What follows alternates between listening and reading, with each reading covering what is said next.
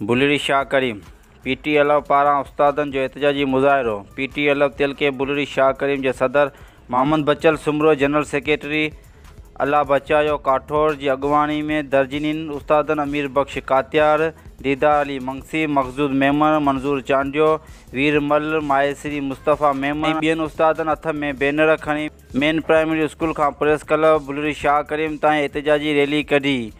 नियाणी बुशरा राजपुर से इंसाफ़ किया वञे, जवाबदारन के सख्त का सख्त सज़ा ॾिनी वञे, ज़ोरदार नारा हया विया।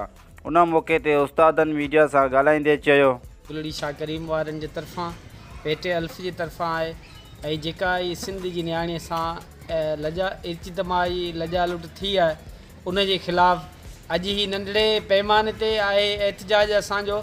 जे अञा इंसाफ़ न मिलियो त असीं रोडनि ते ऐं सवे हज़ारनि जे तइदाद में ईंदासीं ऐं ही इज्तमाही जेको माना थियो आहे ऐं सिंध जे हवाले सां सिंध जी इहा हर कंहिंजी इहा नियाणी आहे।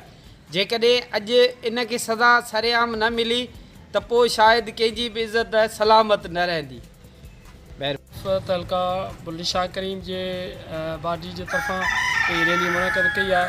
साईं हाजी शफ़ी मोहम्मद सठियो साहब जेको असां सम्झूं था त हर ॾुखियल माण्हू जो साथ ॾींदड़ आहे ऐं उन जे चवण ते असां हीउ कमु कयो आहे। असीं सम्झूं था त बुशरा राजपुर जेका आहे सा असां सभिनी जी नियाणी आहे। उन में रुॻो असां उस्तादनि खे न पर सिंध जे हर फ़र्द खे इहो फ़िक्रु रखणु घुरिजे त हीअ असांजी नियाणी आहे, असां हिन में भरपूर शिरकत करियूं। पर अफ़सोस जहिड़ी ॻाल्हि आहे जो बुलड़ी शाह करीम जे समाजी या हिन जे इलाइक़ाई जेके माण्हू आहिनि उन्हनि मां को माण्हू शरीक न थियो आहे। असां उन्हनि खे पुरज़ोर अपील बि कई हुई पर अफ़सोस जहिड़ी ॻाल्हि आहे। बहरहाल असां हुकूमत सिंध, चीफ मिनिस्टर मुराद अली शाह साहिब, चीफ जस्टिस पाकिस्तान ऐं ॿियनि वस वारनि खां पुरज़ोर अपील करियूं था त नियाणी सां थींदड़ ज़ुल्म जो जेको आहे सो अदालो कयो वञे ऐं उन सां इंसाफ़ कयो वञे, न त ॿी सूरत में असांजा उस्ताद इंशा अल्लाह ताला कराची ताईं इस्लामाबाद ताईं बि हीउ सिलसिलो जारी रखंदे। जे उस्ताद नियाणी सां थींदड़ ज़्यादती जे करे असांजो एहतजाज आहे।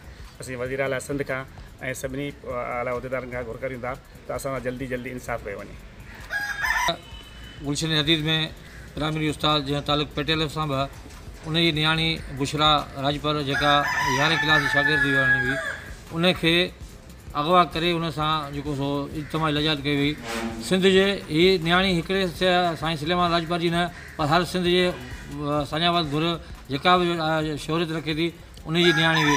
ख़ासि करे असां प्राइमरी उस्ताद असांजे क़ाइद मोहतरम साईं हाजी शफ़ी मोहम्मद सठियो साहिब जिन इहो ऐलान कयो त सिंध जी हर यूनिट में तहलके में जेको सो एहतजाजी मुज़ाहिरो कयो उन सिलसिले में अॼु असां मुज़ाहिरो कयो था।